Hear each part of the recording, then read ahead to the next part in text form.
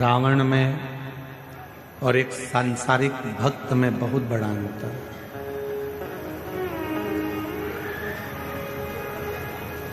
एक बहुत बड़ा अंतर है।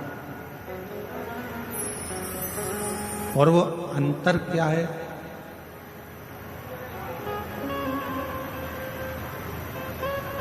भगवान शंकर किस चीज से प्रसन्न हो जाते हैं? आपका बहुत सारा धन आपके पास में होगा तो शिव जी प्रसन्न हो जाएंगे, ये शिव पुराण नहीं कहते।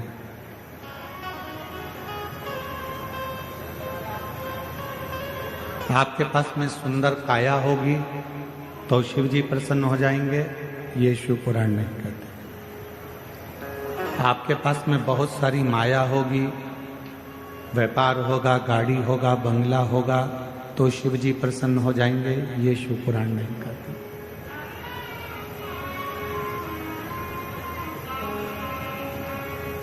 शिव जी को प्रिय क्या है? शंकर भगवान को सबसे ज्यादा प्रिय है आपका शुद्ध भाव।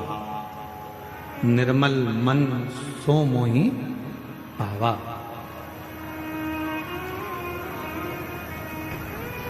आप जितने शुद्ध भाव से भगवान शंकर की भक्ति करोगे, जितने शुद्ध भाव से भगवान को भजोगे, भगवान उतने ही आनंद से आपको मिलेगा।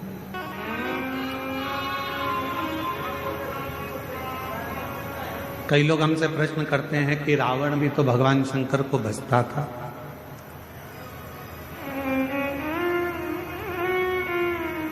रावण भी तो भगवान शंकर का भजन करता था। रावण भी तो शिव जी का स्मरण करता था, शंकर का भजन करता था, शिव नाम को जपता था।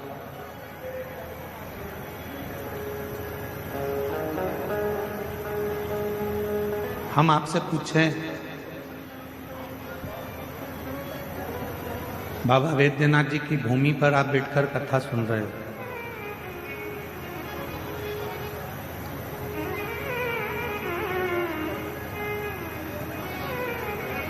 बाबा वैद्यनाथ जी का जो शिवलिंग है उसको रावणेश्वर लिंग भी कहते हैं। क्यों? क्योंकि लंकापति रावण ने इस शिवलिंग को लेकर जा रहा था और शिवलिंग को यहां रख दिया,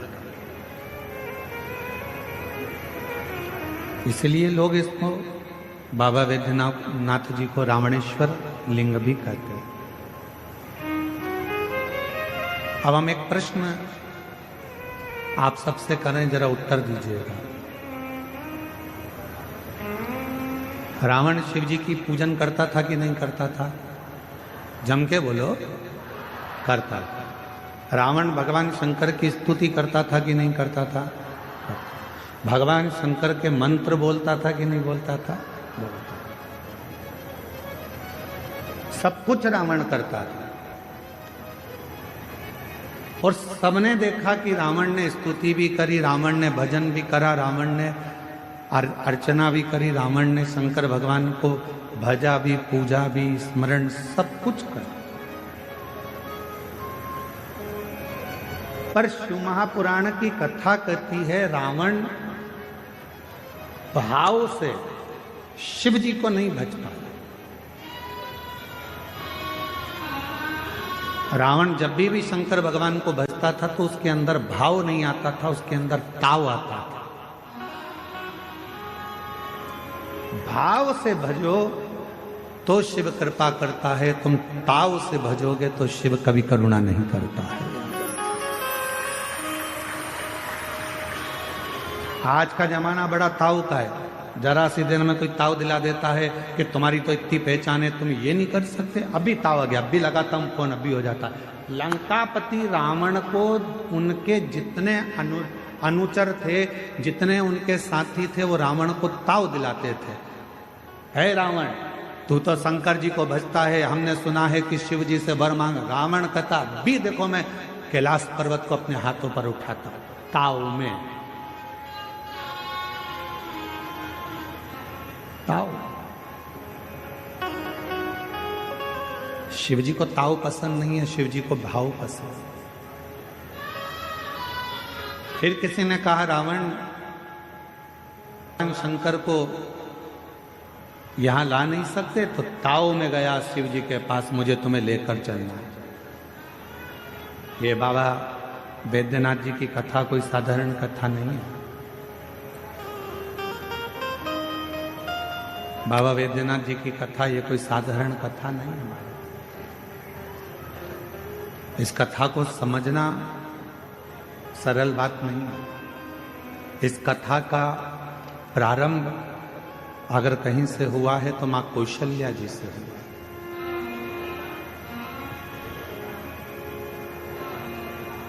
इस कथा का प्रारंभ मां कौशल्या जी से। कौशल नरेश महाराजा सुकौशल जी की पुत्री थी कौशल्या जी।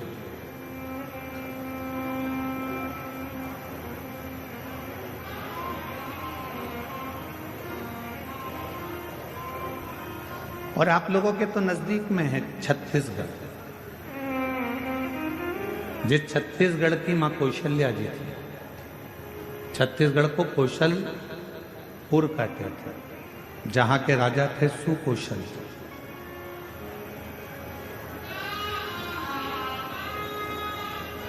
सुकौशल जी की धर्म पत्नी का नाम था अमृत प्रभा,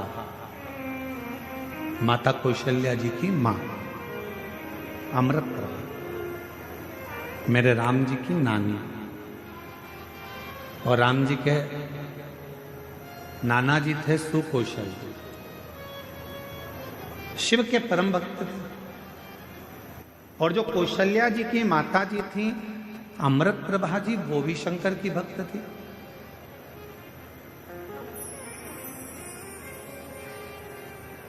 और जो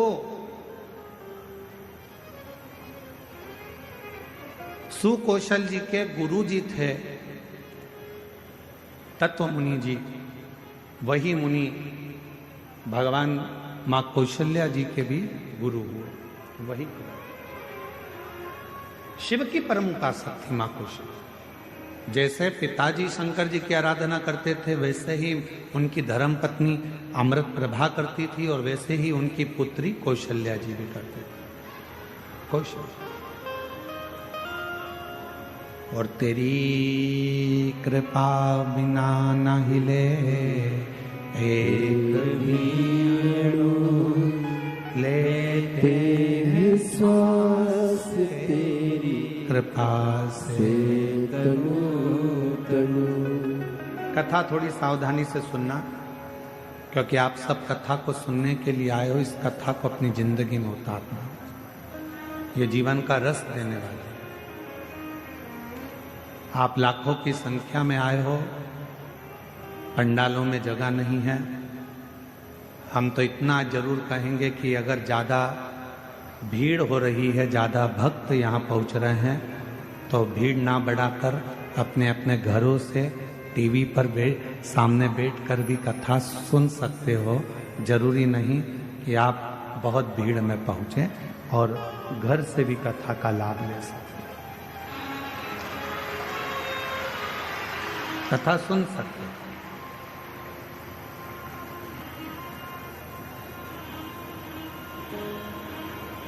क्योंकि तुम्हारी संख्या का, तुम्हारी भक्ति का, तुम्हारे भाव का और तुम्हारे विश्वास का कोई मूल्य नहीं हो सकता कि तुम कितनी संख्या में आओगे, कितने आंकड़े में आओगे और कितने प्रभाव।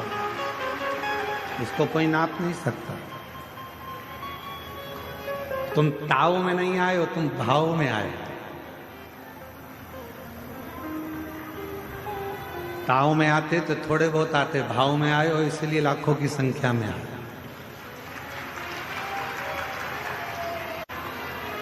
और भाव का कोई संख्या नहीं होती, भाव की कोई गिनती नहीं होती कि कितनी क्वांटिटी का भाव है।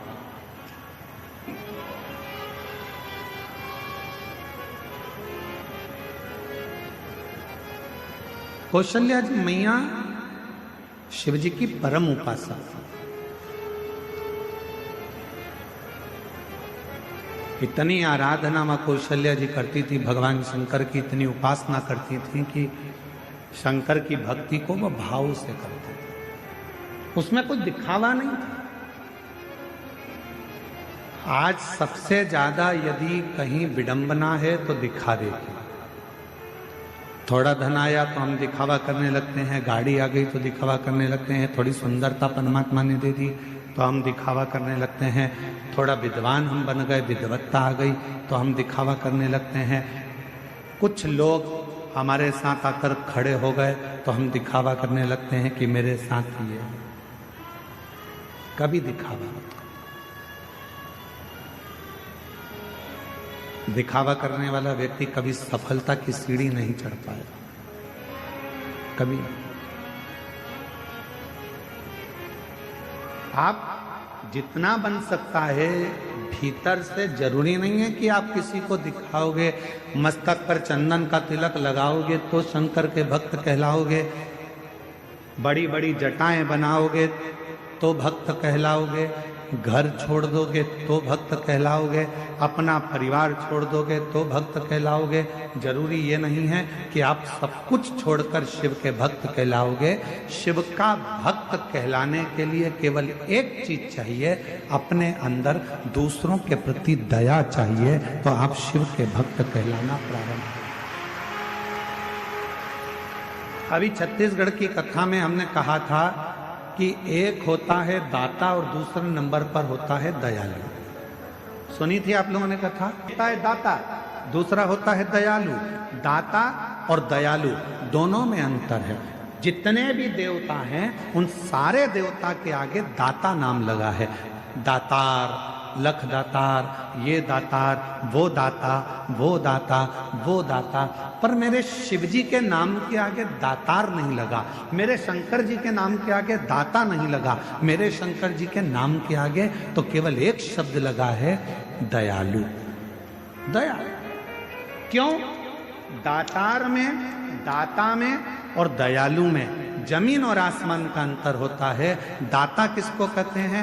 आपके पास किराने की दुकान है, किराने में से थोड़ा सा निकाल कर आपने दान दे दिया, आप दाता कहलाओगे। आपके पास कपड़े की दुकान है, आपने कपड़ा निकाल कर दे दिया, आप दाता कहलाओगे। आपके घर में रोटी बनी हुई है, आपने रोटी निकाल कर दे दी, आप दाता कहलाओगे। आपके पास में कोई वस्तु है, सब्जी है, फल है, आपके बैग में कुछ रखा है, आपने निकाल कर दे दिया, आप दाता कहलाओगे। आप दाता की गिनती में आ गए। पर दयालु किसको कहते हैं? कि जिसके पास में कुछ भी नहीं, फिर भी उसके दरवाजे से कोई खाली ना जाए तो समझ लेना कि वो दयालु। जिसके पास कुछ भी नहीं है, मेरे शंकर भगवान के पास ना हीरे का मुकुट है, ना धन है, ना दौलत है, ना संपदा है, ना सत्ता है। मेरे शंकर भगवान के पास बैकुंठ जैसा सुख भी नहीं है। मेरे शंकर भगवान के पास ब्रह्मलोक जैसे सुंदरता भी नहीं है। मेरे शंकर भगवान के पास में अंबारियां, धन, विमान, बहुत सारा दौलत, संपदा मेरे शंकर भगवान के पास नहीं है। उनके घर में तो दरवाजा भी नहीं है। मेरे शंकर भगवान के यहाँ तो खिड़की भी नहीं है। मेरे शंकर भगवान के यहाँ कुछ भी नहीं है। उसके बाद भी रावण जैसा भी अगर मांगने के लिए आता है तो खाली नहीं जाता है, तो दयालु है शिव। भस्मासुर जैसा आता है तो खाली नहीं जाता, दयालु है शिव। अंधकासुर जैसा आता है तो खाली नहीं जाता, दयालु है शिव। मार्कंडे बाबा जैसे आते हैं तो खाली नहीं जाते, दयालु है शिव। शिव के पास कुछ भी नहीं है पर खाली नहीं भेजते। आप देवघर में आए हो, देवघर की पवित्र धरा पर आए हो, बाबा दयालु के दरवाजे पर आप पहुंचे हो, मेरे दातार के दरवाजे पर आप पहुंचे हो, मेरे बाबा के दरवाजे पर आप पहुंचे हो, तो वैद्यनाथ की धरा पर यदि आप आए हो तो मेरा वैद्यनाथ बाबा दयालु है। और ये निश्चित है उसके पास कुछ भी नहीं होगा तो भी तुम्हें खाली नहीं भेजेगा, कुछ ना कुछ देकर जरूर।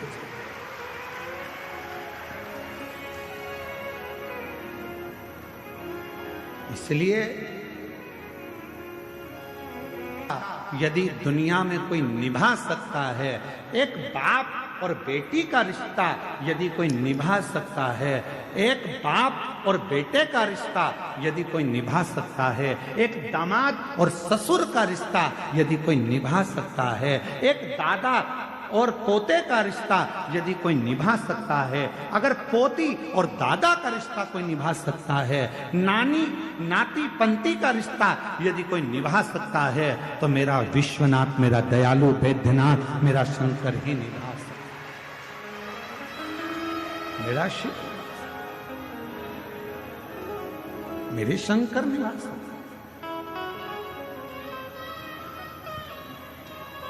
उठाओ पूरे पुराण, जितने शास्त्र उठा सकते हो सारे शास्त्र उठाओ, और 33 कोटि देवताओं की लिस्ट में कोई एक देवता बता दो जिसने अपनी बेटी का कन्यादान करा।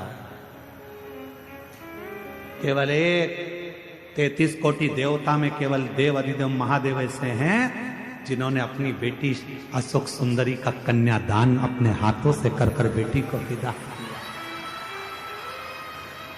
33 कोटि देवताओं की लिस्ट बनाओ और उसमें निकालो कि देवता कोई दादा बने हो तो भगवान शंकर दादा भी बने हैं, गणेश जी के पुत्र शुभ लाभ हुए, पर दादा भी बने हैं, शुभ लाभ के पुत्र अमोद प्रमोद हुए, पर दादा बने हैं भगवान। जरा विचार करिए कितना बड़ा रिश्ता मेरे शिव निभाते हैं। और बेटी ने कहा था अशोक सुंदरी ने, काशी की कथा है, काशी के एक वृक्ष के नीचे बैठकर अशोक सुंदरी ने अपने पिता भगवान देव अधिदेव महादेव से कहा था, पिताजी